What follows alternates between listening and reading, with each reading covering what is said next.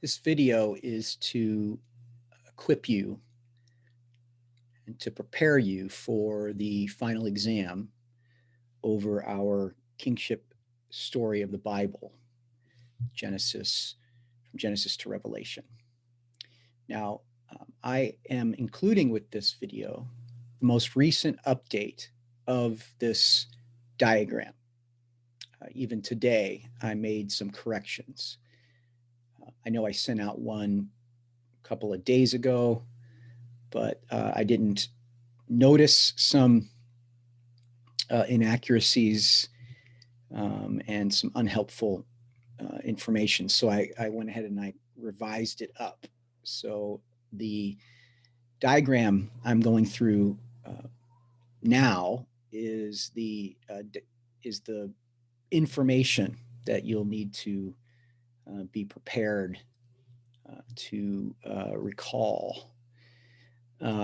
Just a word of a preliminary word, and that is that the final exam over this will only be 10 questions.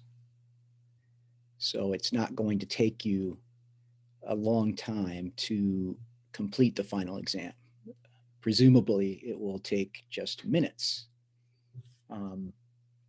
So that should be an encouragement to you that it won't take you very long. But what is still the challenge, of course, is that you still have to know the material so that the 10 questions that are chosen, you've prepared for. So I think there's a blessing and a curse in this, but at least it's not going to be this long exam. But again, if you're not prepared, it could be pretty rough going.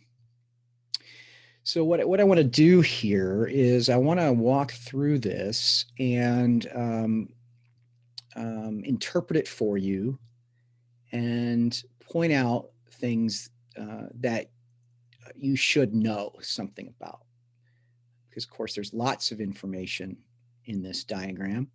So I want to kind of boil it down for you, what is really the important bits, at least insofar as the final exam will be addressing those things.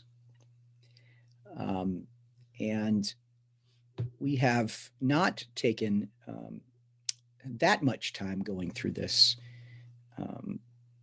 diagram, in part because, we have walked through it not focusing on it, given the fact that we've walked through these 22 episodes. But there are aspects to it or elements to it that we've perhaps touched, but we've not spent a good deal of time developing. So not only will this be a final exam preparation video, but in some ways it will be a lecture video going through some material that you might not be so familiar with, although you might recognize given what we have covered. Now, to begin with this diagram, it really begins at the bottom. There are these 3 rows underneath the columns that capture the big idea of the diagram. The diagram, its birth, and this is all mine. I'm not borrowing anything from anybody here. It was birthed out of Luke chapter 24, verses 27 and 44.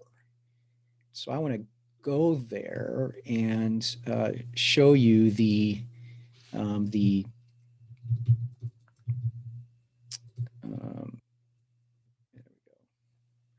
I want to show you the verses. So let's share the screen. It's always a bit awkward. All right. We're not going to focus on the context so much as looking at the key verse where the element is found. And we have two verses, 27 and 44 of chapter 24, that basically make the same reference. So here's verse 27. And this is Jesus talking, right? This is the son of David. You might remember the beginning of Luke, the first couple of chapters are very much a longing for the fulfillment of the Old Testament promise that God would raise up a new son of David who would rescue Israel, and according to Luke, be a blessing to all the peoples of the earth, which is what Abraham was promised, that through his descendants all the earth will be blessed. And so that's where that sort of idea comes from, that through Israel's restoration, particularly the Davidic restoration, the Davidic kingship, that's where that's what's hoped for. And so this is the speaker, Jesus, son of David, and he says, well, this is a commentary of what he says, and beginning with Moses and all the prophets, he explained to them what was said in all the scriptures concerning himself. And beginning with Moses and the prophets, he explained to them what was said in all the scriptures concerning himself. Now, why is this significant? Or what makes this verse significant? Well, to explain that, we need to go back to something we talked about at the very beginning of the semester when we were introducing the Bible. It was Bible, the Basics, if you can remember back that far. But at one point, we talked about the Jewish scriptures, which we call the Old Testament, Jewish scriptures. And we talked about how every one of the books of the Old Testament is in the Jewish scriptures, but they're organized differently. They're not organized in the same way in our Bibles, in theirs, but their organization is, they call it the Tanakh. That's what they call their scriptures, the Tanakh. And each of those consonants, ta, na, ka, Tanakh, represents a Hebrew word. And their scriptures sort of organized around these sections introduced by a Hebrew word. So it's three sections, three units. The first is the Torah, that's the T. The second section, the middle section, is the prophets, and that's in Hebrew Nevaim, so that's the Tanakh. And then the final section, the third of the three, in Hebrew is Ketuvim. So you have the Torah, the Nephaim, and the Ketuvim. And when we go back through history, the Jewish people, we discover that before the time of Jesus, this organizational structure was used. Torah, prophets, writings. That's the last what's in English. So that's sort of kind of the base is that the Jews of Jesus's time and well before that referred to their scriptures in units or sections, and it was 3 parts. And the Torah, you may remember, is thought to have been written by Moses and often is called the Book of Moses. The Book of Moses. So then you have the Book of Moses, the prophets, and the Ketuvim. Now, I should have said when we were talking about these words, Ketuvim means writings, and it includes all number of books, but it includes the poetic and wisdom literature that we've looked at. Poets and sages, we call it in our stories. So, and the largest book in that Ketuvim is the Psalms, of course, because the Psalms are 150 chapters. And so the Ketuvim, the third of the 3, like Moses is attached to the Torah, the Ketuvim is known by its biggest document, the Psalms. So there's the background. So you come to a verse like this, and you have Jesus, the Davidic Messiah, explaining to some disciples what has taken place in Jerusalem in his death and resurrection. And he says, or what he does is, beginning with Moses and all the prophets, he explained to them what was said in all the scriptures concerning himself. So, beginning with Moses and the prophets in all the scriptures.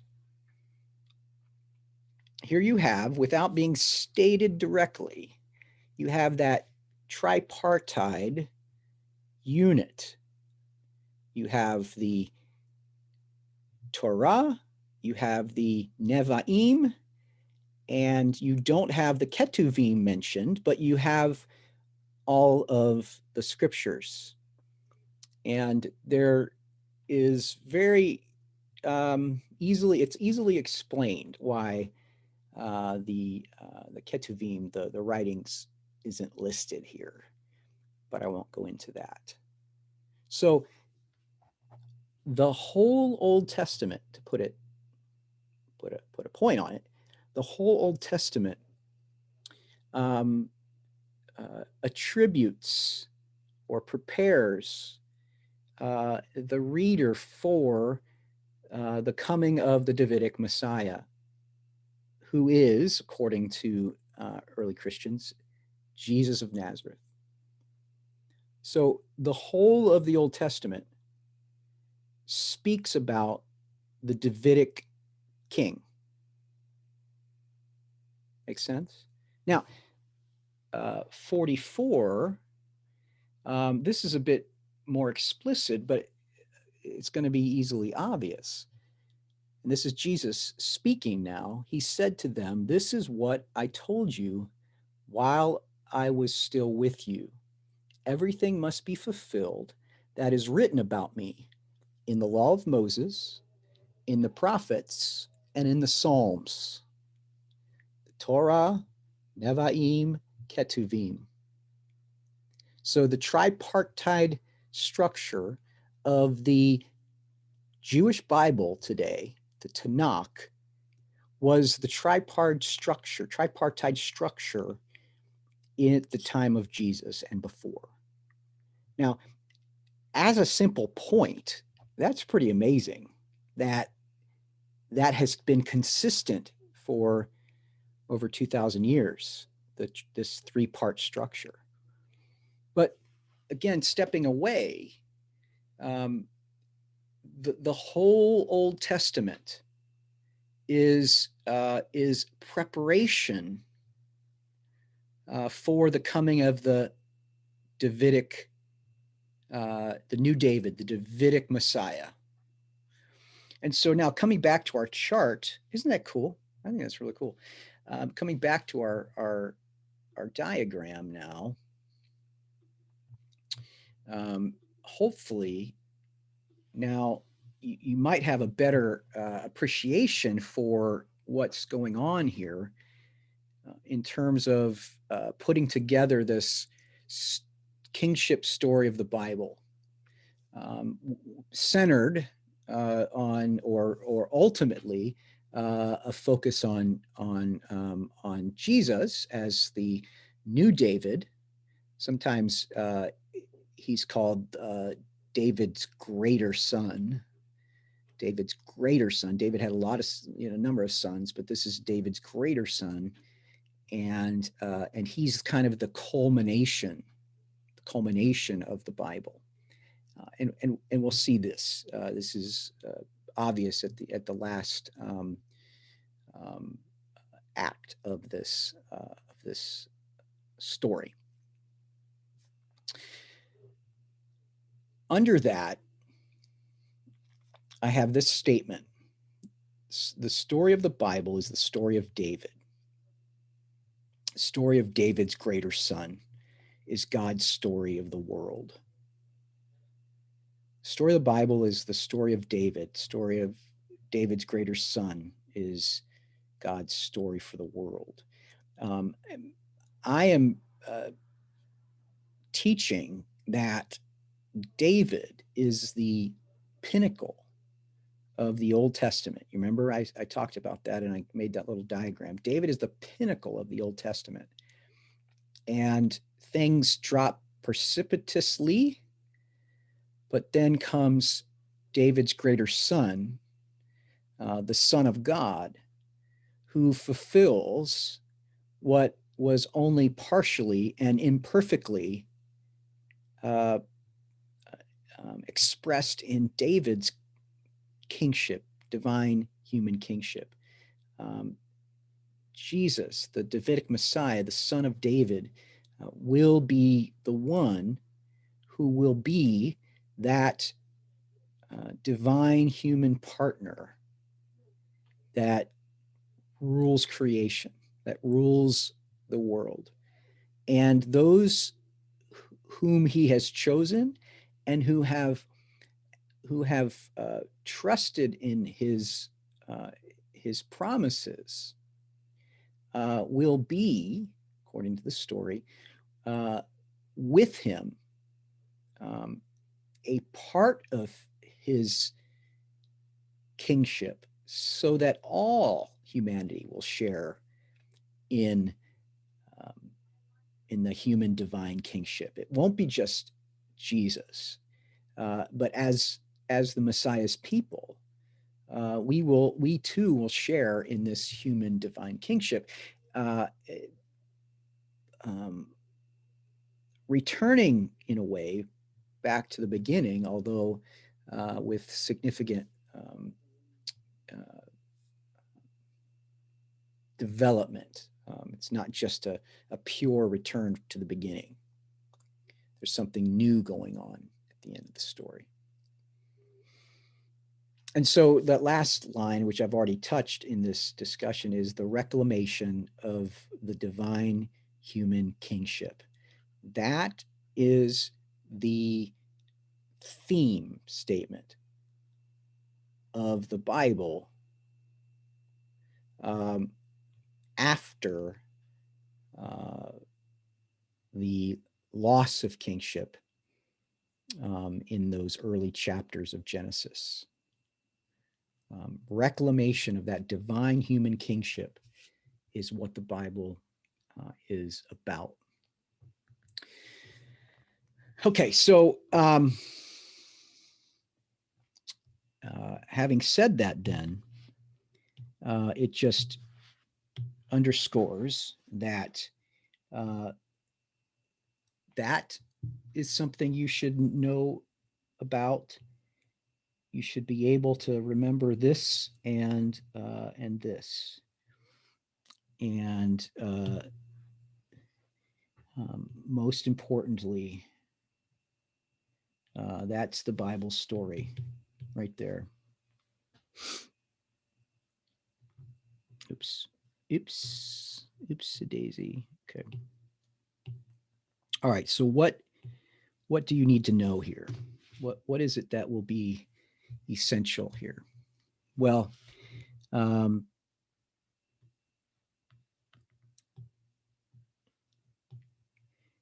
the top level story structures, story sections. So the beginning, which is comprised of Genesis 1 through 11. The middle, this very large section, this middle section, Genesis 12 through Revelation 20, and then the end, which we haven't actually covered yet. That's the one story we have yet to cover. So beginning, middle, and end. Genesis 1 through 11, Genesis 12 through Revelation 20, and then Revelation 20, 21, and 22. You will want to be able to put together these acts and their titles. So Act 1, divine human kingship established in creation. That's the key. That's the key. Sorry, that's not what I wanted to highlight. I'm avoiding all the stories because we've already talked about them. Here's what we have here. In creation, I've got some big words, so let me just unpack them for you. In the creation story, the themes are around God, who God is, what God does, what is his purposes and intentions. Those things can be ascertained in that first story. In addition, so that's theology, the study of God. Whenever you probably already know this, but it's worth saying again. Whenever you put ology, whenever you put ology after something, that means the study of. And in the case of God, the Greek word is theos. Theos. And so how you get theology is you whack off the S and you have theology. So that's how that works. If that helps. And then we have another word. I'm sure you're familiar with anthropology. The word anthropology. And in this case, I'm using this to address the theme of what does it mean to be a human? How,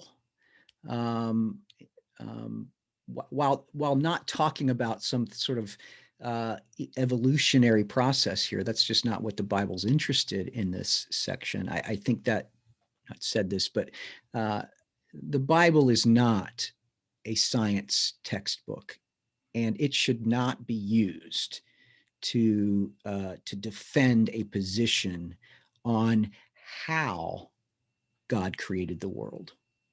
This is my opinion, but a lot of evangelicals think this. It's not a document, and this is not a section whose purpose is to tell us the mechanics of God creating the world. So we don't have here any information about what the process was. Well, we have, on day 1 through day 7, God said things, but those, and I'm just making assertions now, but you would have to look into this more carefully. But those can be easily explained by this document in its historical cultural location. The reason people have gone wrong in making assertions about what Genesis 1 and 2 say is because they have not done the work of reading this text in its historical cultural setting. Because if they did, they would come to realize that there's a lot of comparative literature that looks a lot like that, which we can use to understand what the author was interested in writing the text or publishing the text. So, but what we do know, and can be absolutely hard rock sure, is that God did it and continues to do it. He created, and he didn't just create and then, step away. He's continuing to create. So when you think about God created, that concept is not saying God did it once and then, it's on its own. Genesis teaches us that God sustains creation. He develops creation. He's continuing to create. God's not done creating. So anyhow, I don't know how I got off on that, but thinking about anthropology, human beings were created to have a purpose. They were created for a purpose. They are to be people for whom and of whom they were created. And so we learn in Genesis 1 and 2 lots about humanity. And then thirdly, theme-wise in that first act is cosmology, the universe. Now, again, we don't learn how a universe came into being, but we know something about its purpose, its function in God's world. So those are big ideas, themes that come out of the creation story. Within this theme, the theme box, I have this divine human kingship is established, and this is a big part of this first story. Is we have then the setup of human kingship, divine kingship. This is what humans were created for: is to be partners with God in exercising kingship on the earth, in the world. Okay, then in terms of key scriptures, and there's a lot here. Okay, there's a lot here. You just need to know that the key scripture for this exam is Genesis 1 and 2. You don't need to worry about anything else besides Genesis 1 and 2. I'm just going to make it real easy for you. You don't have to memorize something out of Genesis 1 and 2. Just be generally familiar with what's going on in Genesis 1 and 2, which is what's going on in Genesis 1 and 2. Well, just read over Genesis 1 and 2, but you know what's happening in Genesis 1 and 2 by now. Okay, then Act 2, which we have entitled Divine Human Kingship Lost. So it's established in Act 1, it's lost in Act 2. We have not Fafel, the loss. Let's just say this is supposed to be the loss of human kingship. Obviously overlooked another mistake. And so that's what this is about. The key episode. I wasn't going to go over key episodes. So what does it matter?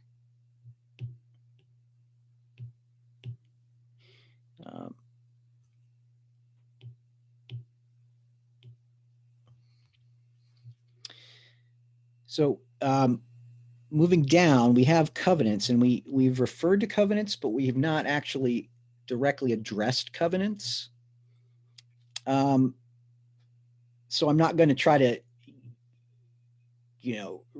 teach a lecture on the covenants, but it's worth mentioning. And again, you'll know something about these anyway. This isn't going to be new information. Here we have another big word, hamartiology, which means sin. And in this second act, we learn something about what it means to sin. And if you think about the action that Adam and Eve took, which meant the loss of their kingship, that will say a lot about what sin is biblically. So what is that? Well, it's wanting to be more than what God created you to be. And this is in a kind of an overall human sense. Humans are created to be humans, and God is God. And so the best thing, the best life, is to be a life that's fully human. That's fully human. Isn't that cool?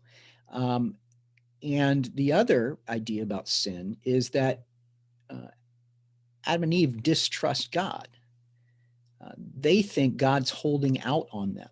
They could be like him, but he's not given them the opportunity.